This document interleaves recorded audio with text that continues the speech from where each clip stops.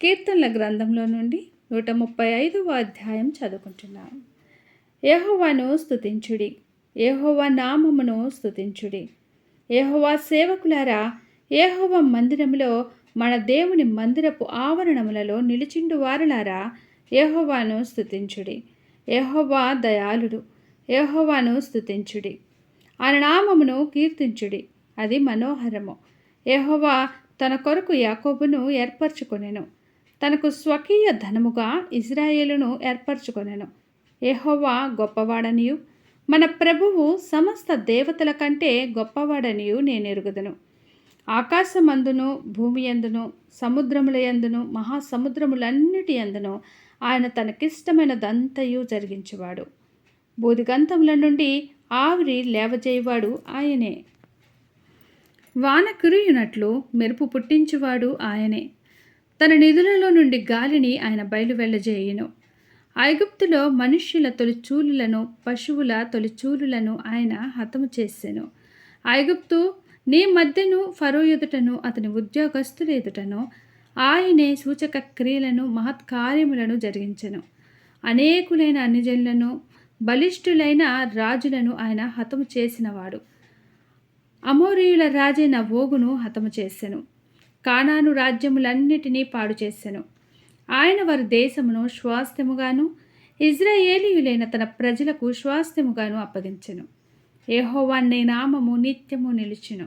యెహోవా నీ జ్ఞాపకార్థమైన నివాసము తరతరములుండును. యెహోవా తన ప్రజలకు న్యాయము తీర్చును. తన సేవకులను బట్టి ఆయన సంతాపము నొందును. అన్యజనుల విగ్రహములు వెండి బంగారువి, అవి మనుష్యుల చేతి పనులు. వాటికి నోరుండియు పలుకవు, కన్నులుండియు చూడవు, చెవులుండియు వినవు. వాటి నోళ్లలో ఊపిరి లేశమైన లేదు. వాటిని చేయువారును వాటి యందు నమ్మిక వించు వారందరూ వాటితో సమానులగుదురు. ఇజ్రాయేలు వంశీయులారా, యెహోవాను సన్నుతించుడి. అహరోను వంశీయులారా, యెహోవాను సన్నుతించుడి. లేవి వంశీయులారా, యెహోవాను సన్నుతించుడి. యెహోవా యందు భయభక్తులు గలవారులారా, యెహోవాను సన్నుతించుడి. యెరూషలేములో నివసించు యెహోవా సియోనులో నుండి సన్నుతింపబడును గాక. యెహోవాను సన్నుతించుడి. దేవుడి చిన్ని వాక్యమును దీవించునుగాక. ఆమేన్. కీర్తనల గ్రంథంలో నుండి 136వ అధ్యాయం చదువుకుంటున్నాం. యెహోవా దయాళుడు, ఆయనకు కృతజ్ఞతాస్తుతులు చెల్లించుడి. ఆయన కృప నిరంతరముండును. దేవదేవునికి కృతజ్ఞతాస్తుతులు చెల్లించుడి. ఆయన కృప నిరంతరముండును. ప్రభువుల ప్రభునకు కృతజ్ఞతాస్తుతులు చెల్లించుడి. ఆయన కృప నిరంతరముండును.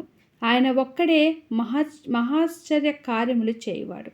ఆయన కృప నిరంతరముండును. తన జ్ఞానము చేత ఆయన ఆకాశమును కలుగజేసెను. ఆయన కృప నిరంతరముండును. ఆయన భూమిని నీళ్ల మీద పరిచినవాడు. ఆయన కృప నిరంతరముండును. ఆయన గొప్ప జ్యోతులను నిర్మించినవాడు. ఆయన కృప నిరంతరముండును. పగటి నేలుటకు ఆయన సూర్యుని చేసెను. ఆయన కృప నిరంతరముండును. రాత్రి నేలుటకు ఆయన చంద్రుని నక్షత్రములను చేసెను. ఆయన కృప నిరంతరముండును. ఐగుప్తు దేశపు తొలిచూలులను ఆయన హతము చేసెను. ఆయన కృప నిరంతరముండును. వారి మధ్య నుండి ఇజ్రాయేలీలను ఆయన రప్పించెను. ఆయన కృప నిరంతరముండును. చేయి చాచి తన బాహుబలము చేత వారిని రప్పించెను. ఆయన కృప నిరంతరముండును. ఎర్ర సముద్రమును ఆయన పాయలుగా చీల్చెను. ఆయన కృప నిరంతరముండెను. ఆయన ఇజ్రాయేలీలను దాని నడుమ దాటిపోజేసెను. ఆయన కృప నిరంతరముండును. ఫరోను అతని సైన్యమును ఎర్ర సముద్రములో ఆయన ముంచివేసెను. ఆయన కృప నిరంతరముండును. అరణ్య మార్గమున ఆయన తన ప్రజలను తోడుకొని వచ్చెను. ఆయన కృప నిరంతరముండును. గొప్ప రాజులను ఆయన హతము చేసెను. ఆయన కృప నిరంతరముండును. ప్రసిద్ధి నొందిన రాజులను ఆయన హతము చేసెను. ఆయన కృప నిరంతరముండును. అమోరీయుల రాజైన సీహోనును ఆయన హతము చేసెను. ఆయన కృప నిరంతరముండును. బాషాను రాజైన ఓగును ఆయన హతము చేసెను. ఆయన కృప నిరంతరముండును. ఆయన వారి దేశమును మనకు స్వాస్థ్యముగా అప్పగించెను. ఆయన కృప నిరంతరముండును. తన సేవకుడైన ఇజ్రాయేలునకు దానిని స్వాస్థ్యముగా అప్పగించెను. ఆయన కృప నిరంతరముండును. మనము దీనదశలో ఉన్నప్పుడు ఆయన మనలను జ్ఞాపకము చేసుకొనెను. ఆయన కృప నిరంతరముండును. మన శత్రువుల చేతుల నుండి మనలను విడిపించెను. ఆయన కృప నిరంతరముండును. సమస్త జీవులకును ఆయన ఆహారం ఇచ్చుచున్నాడు. ఆయన కృప నిరంతరముండును. ఆకాశమందుండు దేవునికి కృతజ్ఞతాస్తుతులు చెల్లించుడి. ఆయన కృప నిరంతరముండును. దేవుడి చిన్ని వాక్యమును దీవించునుగాక. ఆమేన్. కీర్తనల గ్రంథంలో నుండి 137వ అధ్యాయం చదువుకుంటున్నాం. బబులోని నదుల యొద్ద కూర్చుండి ఉన్నప్పుడు మనము సియోనును జ్ఞాపకము చేసుకొని ఏడ్చుచుంటిమి. వాటి మధ్యనున్న నివరంజి చెట్లకు మన సితారాలు తగిలించితిమి. అచ్చట మనలను చెరగొన్నవారు ఒక కీర్తన పాడుడి అనిరి. మనలను బాధించిన వారు సియోను కీర్తనలలో ఒక దానిని మాకు వినిపించుడి అని మన వలన ఉల్లాసము గోరిరి. అన్యుల దేశములో యెహోవా కీర్తనలు మనం ఎట్లు పాడుదుమో. యెరూషలేమా, నేను నిన్ను మరచిన ఎడల నా కుడి చెయ్యి తన నేర్పు మరచునుగాక.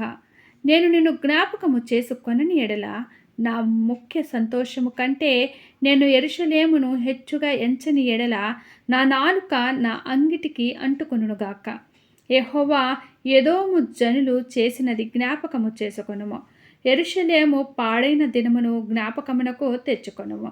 దానిని నాశనము చేయుడి, సమూల ధ్వంసము చేయుడి అని వారు చాటిరి గదా. పాడు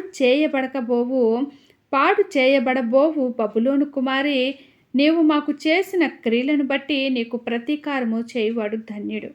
నీ పసిపిల్లలను పట్టుకొని వారిని బండకు వేసి కొట్టువాడు ధన్యుడు. దేవుడి చిన్ని వాక్యను దీవించునుగాక. ఆమేన్. కీర్తనల గ్రంథంలో నుండి 138వ అధ్యాయం చదువుకుంటున్నాం. నేను నా పూర్ణ హృదయముతో నీకు కృతజ్ఞతాస్తుతులు చెల్లించుచున్నాను. దేవతల ఎదుట నిన్ను కీర్తించెదను. నీ పరిశుద్ధాలయమును తట్టు నేను నమస్కారము చేయుచున్నాను. నీ నామం అంతటి కంటే నీవిచ్చిన వాక్యమును నీవు గొప్ప చేసి ఉన్నావు. నీ కృపా సత్యములను బట్టి నీ నామమునకు కృతజ్ఞతాస్తుతులు నేను చెల్లించెదను. నేను మొర్రపెట్టిన దినమున నీవు నాకు ఉత్తరమిచ్చితివి. నా ప్రాణములో త్రాణ పుట్టించి నన్ను ధైర్యపరిచితివి. యెహోవా, భూరాజులందరూ నీవు సెలవిచ్చిన మాటలు విని నీకు కృతజ్ఞతాస్తుతులు చెల్లించెదరు. యెహోవా మహాప్రభావము గలవాడని వారు యెహోవా మార్గములను గూర్చి గానము చేసెదరు.